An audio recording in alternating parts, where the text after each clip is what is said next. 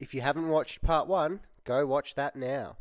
Okay, welcome to part 2 of this video. So if you don't remember part 1, we were talking about how pedal boards are just crazy expensive, and we were trying to figure out, could we build a pedal board with DIY parts at home that functions just as well as a pedal board you can buy off the shelf?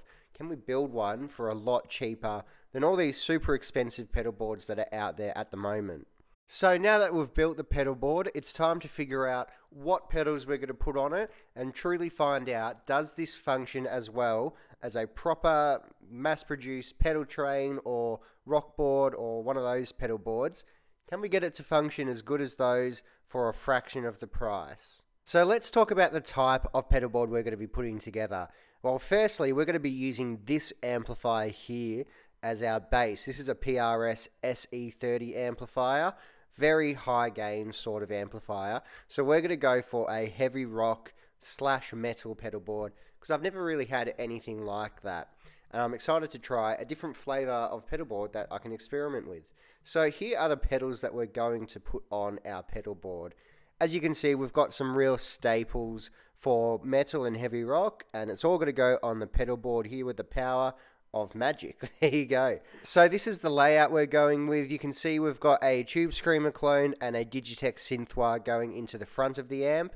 We're going to have the K-Mize noise gate, the tone gauge chorus pedal, the Carl Martin Red Repeat, and the Hotone Boost tuner going in the effects loop, as well as the foot switch sitting on the pedal board as well. We've got our power supply here, which is finally time to put on the actual pedal board mounted underneath, as we talked about in our last video. So this K-Line power supply is not isolated, which is where these fantastic Joyo ZGP devices come in. They basically turn any individual output on a unisolated power supply into an isolated power supply. They're about 15 or 20 bucks each. I put them on 3 outputs on this pedal board, so 3 of the outputs were isolated, and they really worked fantastic. They really took so much noise out, all that electronic, whining and all that hiss. They really work well. I can't recommend these things enough if you've got an unisolated power supply or just a wall wart sort of power supply. These work a charm.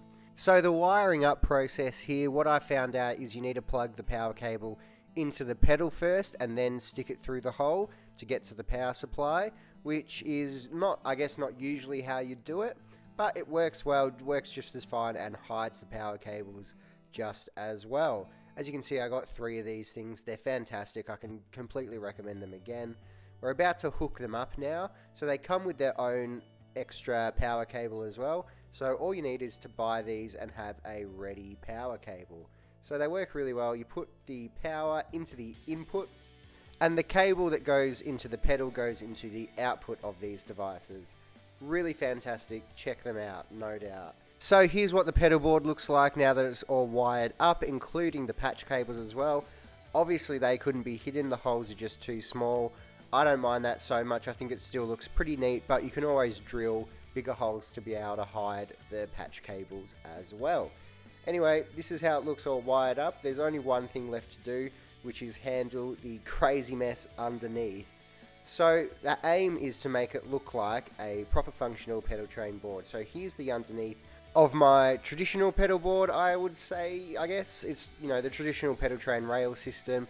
As you can see, I've got cable ties and those little square cable tie hook thingies guiding it all clear. Unfortunately, I had run out of these, so I had to find another solution, which you'll see is nowhere near as neat, but I think it shows that the cable tie method would work. So as you can see, I kind of taped it all down as I didn't have any cable ties or the little square things left. But as I said, it all looks neat from above, and if you really wanted to go that extra level of neatness, you could absolutely go with this cable tie method that you can see here. It works really well on this pedal board. There is no reason why it wouldn't work on our homemade pedal board, really. So here's the final product again. I think it looks really nice and really neat.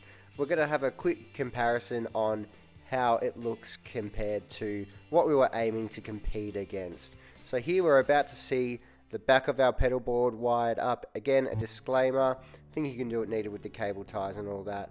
Anyway, let me know what you think of the result in the comments below. I think it's turned out really well. Let me know if you've done anything similar as well.